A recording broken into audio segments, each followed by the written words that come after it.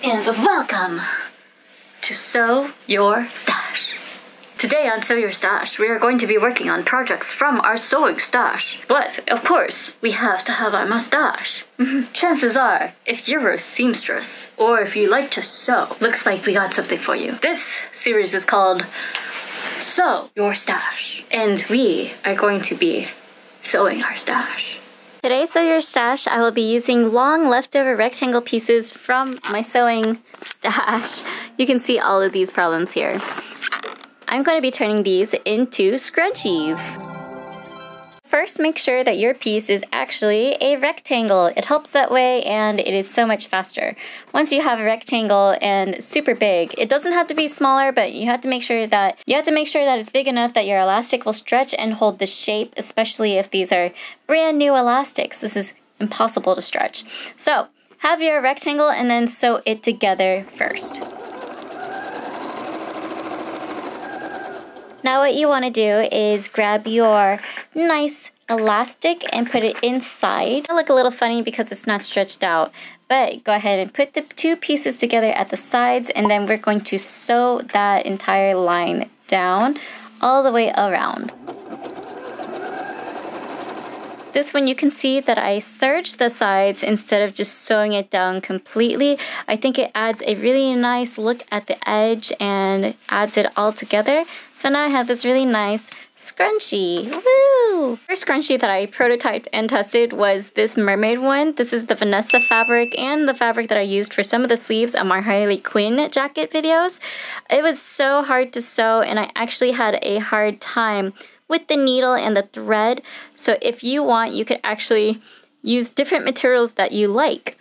I'll show you how I did this one as well because the fold is a little bit different instead of using a serging technique. I'm going to be recycling this green fabric from my Mulan costume for this next part. It's already the sleeve cuff and I cut this off, so what I'm going to do is just put this in the middle of the rubber band and then I'm going to sew it all together. But this time I'm going to fold inwards the edges and sew it down, creating a nice folded edge. So you can see I folded one side in and then the other side. I'm going to just press these down with my fingers, aka finger press, and go ahead and sew those lines.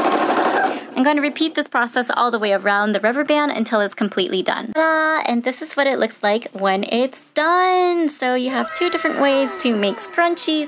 Feel free to put lace or trim or tassels in between the seams.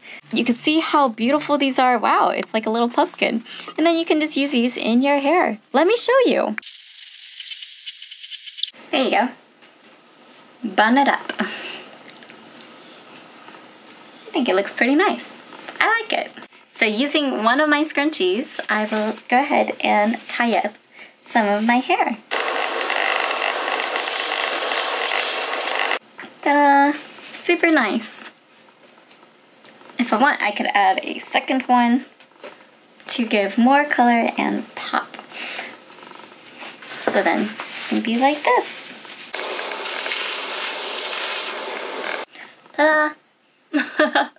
Obviously you don't have to do it like this, but it's just fun, you know what I mean? And then when you pull it out, it's not as damaging as, oh, well, there's a loose hair right here, but it's not super damaging to your hair.